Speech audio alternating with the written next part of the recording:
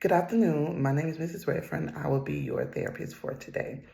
Before we get started, I want you all to introduce yourselves to me and just give me a little bit of background and or context about yourself individually and also as a family.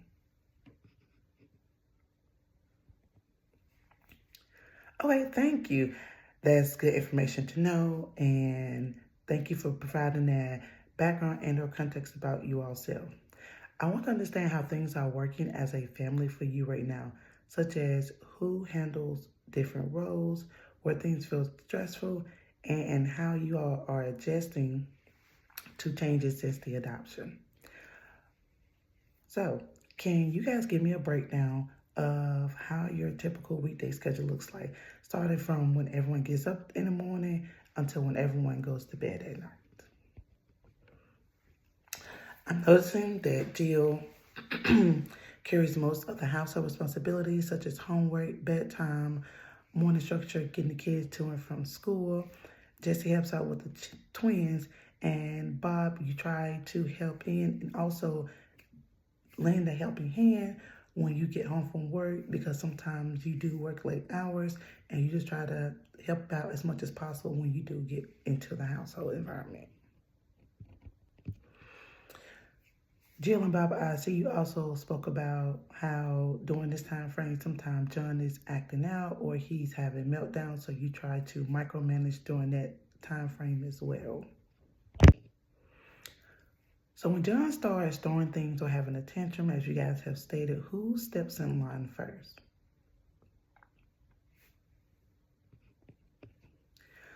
It sounds like you guys are not responding as a team in these moments because Jill, as you stated, you step in first. Bob, you stated that you stay in the background and you see how Jill handles the situation, but then you come behind her and also rectify John in your own disciplined manner. So as a unit, also as parents, when you are working with John, some good things is to take a step back afterwards and speak with each other about the different type of ways one another has handled that situation to see what are some things you all can come to an agreement on and work with so when John is throwing things, you guys can be on the same page and also work as a unit. What do you all think John is trying to communicate when he is throwing things or having his tantrums? In family therapy, we often see behaviors like this in a child signaling stress in their system, not a child being the problem.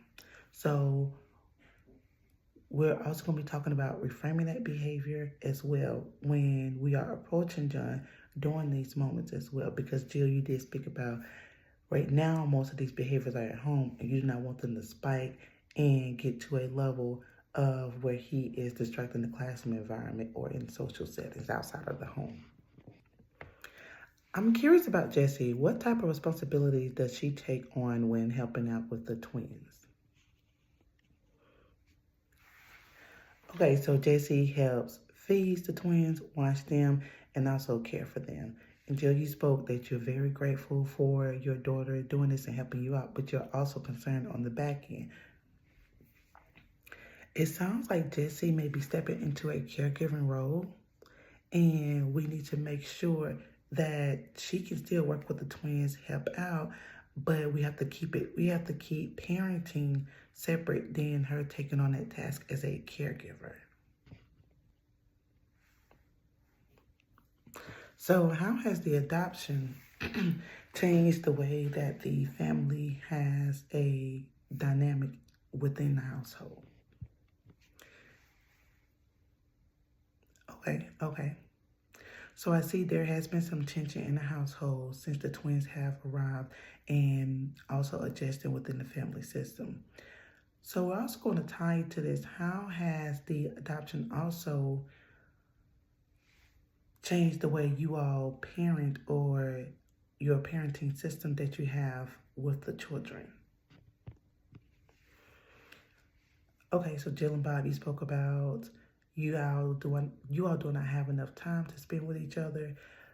Bob workload has taken an increased amount of time and also pulling him away from the household. And with these two as well, it has started and spiked more arguments in the house. So good rule of thumb is when you all are strengthening your partnership, it also helps reflect a positive behavior in the child and or children behavior that are in the household.